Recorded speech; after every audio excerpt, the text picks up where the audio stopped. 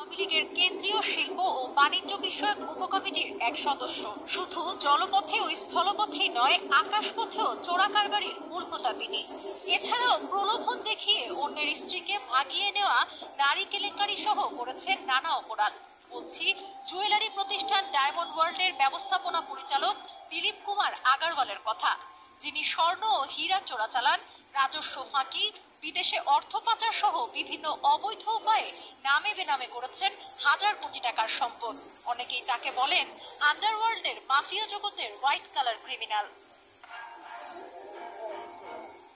দিলীপ কুমার আগারওয়াল এক সময়ের সামান্য ঠিকাদার ছিলেন। ৯০-এর দশকে ঢাকার ভাড়া বাসায় থাকা দিলীপ থাকেন এখন শত কোটি টাকার বাড়িতে। নথি পর্যালোচনায় দেখা যায় কাগজে কলমে দিলীপ কুমারের বার্ষিক আয় ৪,৩৯,৮৫৪ টাকা। এছাড়া স্বর্ণ ও নকল হীরা বিক্রি করে তার বার্ষিক আয় আরো কয়েক গুণ। দিলীপ কুমারের নামে বেনামে ও স্ত্রীর নামে নগদ বৈদেশিক মুদ্রা সহ অস্থাবর সম্পদ, অন্যান্য বিনিয়োগ, কৃষি অকৃষি জমি, দালান, অ্যাপার্টমেন্ট মিলিয়ে প্রায় ১,০০০ কোটি টাকা ছাড়িয়েছে।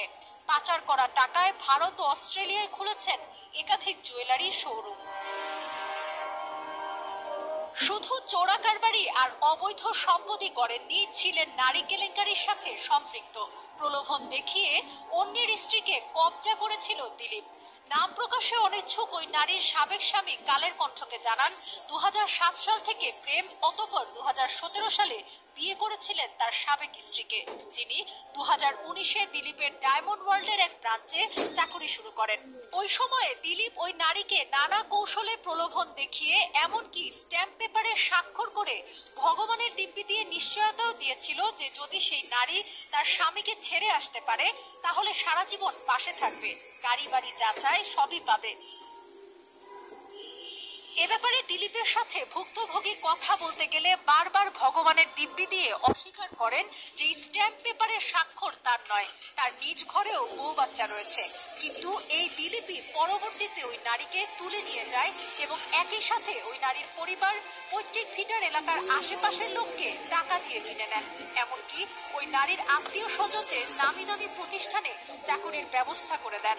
দিলীপের পায়ে ধরে কান্না করেও কোনোভাবে ভুক্তভোগী তার সাবেক স্ত্রীকে আর ফেরত পাননি। ১৯৯১-এর পর চুয়াডাঙ্গা সদরে যৌন হয়রানির মামলায় দিলীপ জেল খাটেন বলেও জানা যায়।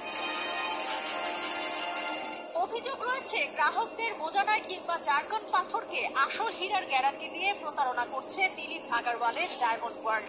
এ সংক্রান্ত অভিযোগ তদন্তে ২০১৭ সালে তদন্ত কমিটি গঠন করে দুদক, কিন্তু আজও তার চূড়ান্ত প্রতিবেদন জমা পড়েনি। কলকাতায় আওয়ামী লীগের এমপি আনার হত্যা মামলায় দিলীপ আগারওয়ালের নাম বেরিয়ে আসে, কিন্তু তৎকালীন স্বরাষ্ট্রমন্ত্রী আসাদুজ্জামান খান কামালের সঙ্গে ঘনিষ্ঠ সম্পর্ক থাকায় তার নাম ধামাচাপা দেন গোয়েন্দারা। জানা যায় স্বর্ণ চোরাচালান নিয়ে আনারের সঙ্গে দ্বন্দ্ব ছিল দিলীপের। সাবরিনা কাজী, কালের কণ্ঠ।